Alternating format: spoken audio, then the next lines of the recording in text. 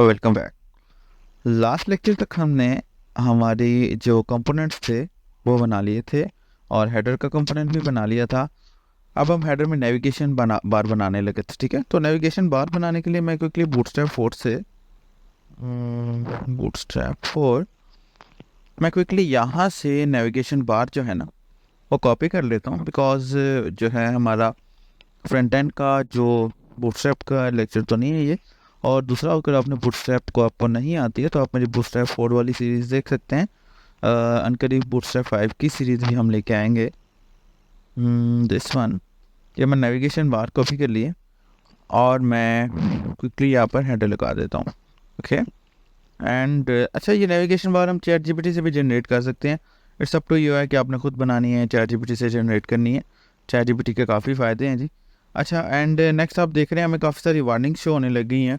So let's see. एक तो ये है कि जो हमारा रिएक्ट है ना हमारी, उसके अंदर हमने क्लास नेम लगाना है। ठीक है, ये रिएक्ट का रूल है, बेसिकली ये JSX का रूल है। जावास्क्रिप्ट को मैंने फर्स्ट लेक्चर में बताया था कि जावास्क्रिप्ट को रिएक्ट के अंदर जावास्क्रिप्ट के अंदर HTML को के लिखने को हम JSX बोलते हैं। ठीक है, ये एक इंटरव्यू क्वेश्चन भी है कि आपसे पूछ ले कि कोई कि JSX क्या होता है, तो आप उसको आसानी से बता सकें। ये फॉर्म में ख़त्म कर रहा हूँ और उसके बाद मैं कह रहा हूँ भाई जहाँ जहाँ हमारा HRF लगा हुआ है, दिस वन हैश, वहाँ वहाँ एक्चुअली या हम ये बोल देते हैं कि जहाँ जहाँ हैश इस्तेमाल हो रहा है वहाँ वहाँ ये इस्तेमाल हो जाए। लेट्स सी, हमारी काफ़ी सारी वार्निंग जिससे भी चली जाएंगी। ये डिजेबल वाला हटा देता हूँ, मुझे चाहिए ही नहीं है। ये ड्रॉप डाउन फिल वक्त मुझे नहीं चाहिए, मैं ये भी हटा देता हूँ। एंड उसके बाद होम का पेज, अबाउट का पेज, ओके, कॉन्टैक्ट का पेज, ओके, उसके बाद सर्विसेज का पेज एंड यूज़र्स का पेज। ये 4 पेजेस हमारे इस वक्त बन चुके हैं जी। This one, this one, this one, this one and this one. Okay, अब इन 4 पेजेस के अंदर हमने अगर यहाँ से मैं इसको क्विकली ML ऑटो कर देता हूँ ताकि हमारी नेविगेशन बार जो है वो राइट साइड पे चली है। एंड सेकंड वन, मैं नेविगेशन बार का ये चेंज कर लेता हूँ कलर और इसको अपने प्रोजेक्ट का नाम भी दे देता हूँ नेविगेशन बार का। लेट्स सी, जो हमने रिएक्ट का प्रोजेक्ट बनाया है, ये नेविगेशन बार हमारी इस वक्त रेडी है और ये सारे के सारे कंपोनेंट्स नीचे कॉल हुए हैं। अब फॉर एग्जांपल अगर मैं app.js में जाता हूँ और यहाँ पर जाके अपने इन सारे कंपोनेंट्स को एक डिव के अंदर कॉल कर लेता हूँ। ठीक है, कोशिश करा करें कि आपका जो कोड है वो स्मॉल लेटर्स में हो, कैपिटल लेटर्स में ना हो।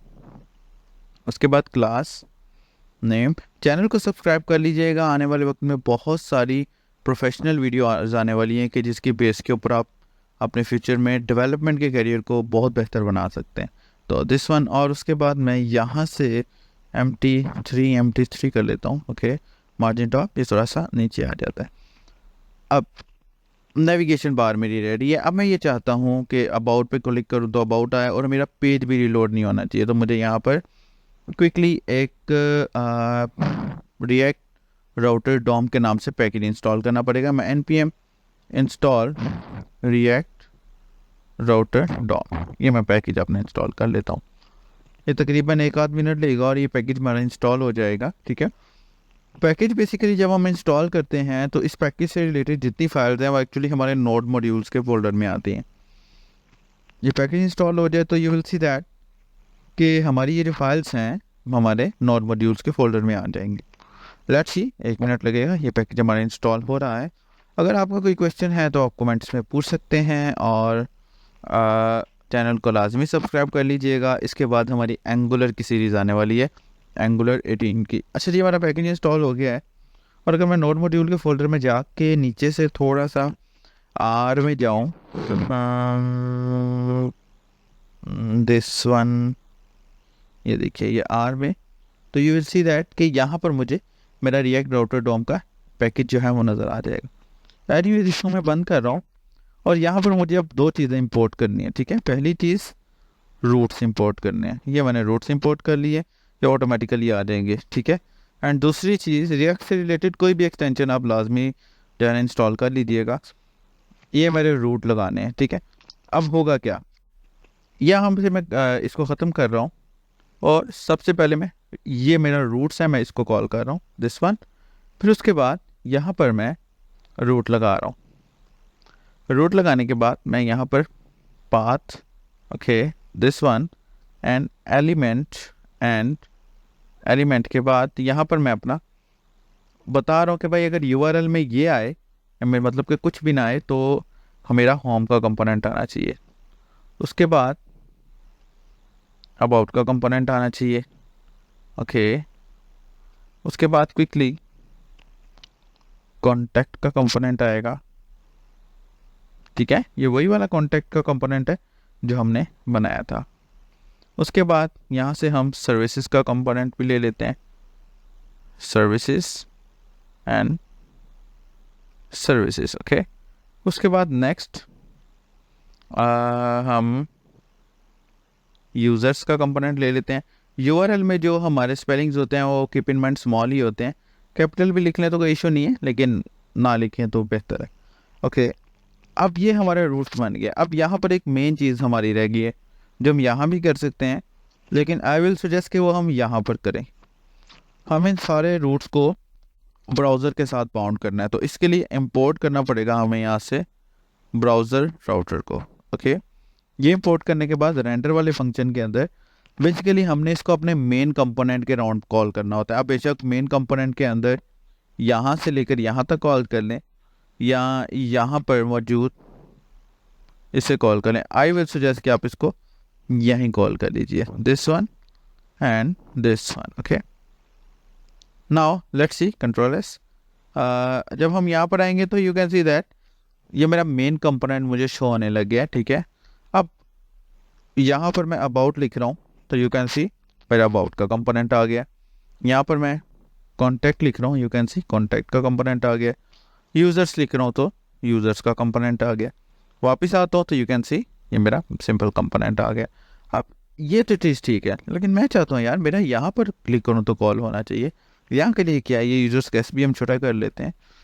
मैं क्विकली यहाँ पर आता हूँ और सबसे पहले तो मैं यूज़र्स कैस छोटा करूँ। कुछ चीज़ें ऐसी होती हैं जो देख के मतलब कि बेहतर हो जाए टाइम से तो ठीक होता है। यहाँ से अब ये देखिए ये आ गया। अब यहाँ पर क्या होगा, यहाँ पर मुझे एंकर की बजाय रिएक्ट की एक टर्म है लिंक, वो लगाना पड़ेगा। वो लगा लिए। अब मैं कहता हूँ इसको कि जहाँ जहाँ पर कंट्रोल एच है इसका, अगर आपको नहीं पता तो जहाँ जहाँ पर एंकर लगा हुआ है वहाँ वहाँ पर कुछ इस तरह से लिंक लगा दो। उसने लिंक लगा दिया। फिर उसके बाद मैं दोबारा इसको बोलता हूँ कि जहाँ जहाँ पर एंकर क्लोज हो रहा है वहाँ वहाँ पर काइंडली इस लिंक को क्लोज कर दो। तो ये देखिए उसने लिंक को भी क्लोज कर दिया। फिर मैं दोबारा कंट्रोल एच करता हूँ और मैं इसको बोलता हूँ भाई जहाँ जहाँ HRF लगा हुआ है उसकी जगह तुम 2 लगा दो। ये 2 एक्चुअली हमारे कंपोनेंट के रूट को कॉल करेगा। उसके बाद मैं वापस आता हूँ होम पे और अबाउट पे एंड सर्विसेज पे एंड यूजर्स पे एंड कॉन्टैक्ट पे, okay. Home, about, services, users, contact. Let's see. अब यहाँ पर ये मैं रिफ्रेश कर देता हूँ। इसको रिफ्रेश करने की ज़रूरत नहीं है, खुद ही हो गया होगा। ये देख रहे हैं आप, ये मेरे रूट्स रीलोड भी नहीं हो रहे हैं और मेरा जो है मेरा जो पेज है वो रीलोड भी नहीं हो रहा और मेरा कंपोनेंट चलता जा रहा है। यहाँ पर मैं अपने पेज पे जितना मर्जी लोड डालता जाऊँ ये एग्जैक्ट वैसे ही चलेगा जैसे कि हमारी फेसबुक या यूट्यूब या गूगल चलता है। तो आई होप सो कि रिएक्ट के रूट्स आपको समझ आ गए होंगे। अगर कोई क्वेश्चन है तो कमेंट में पूछ लीजिएगा। काफ़ी जगहों पे आपको रूट्स का एक और मेथड मिलेगा कि लोगों ने यहाँ पर स्विचेस इस्तेमाल किए हुए हैं, वो भी ठीक है, अच्छी बात है, लेकिन ये एक बड़ा ईजीएस्ट मेथड था जो मैंने आपको बता दिया। आई होप सो कि यहाँ तक आपको समझ आ गया होगा। मिलते हैं हमारे नेक्स्ट लेक्चर के अंदर। अपना बहुत सारा ख्याल रखिएगा। God bless you. Good bye.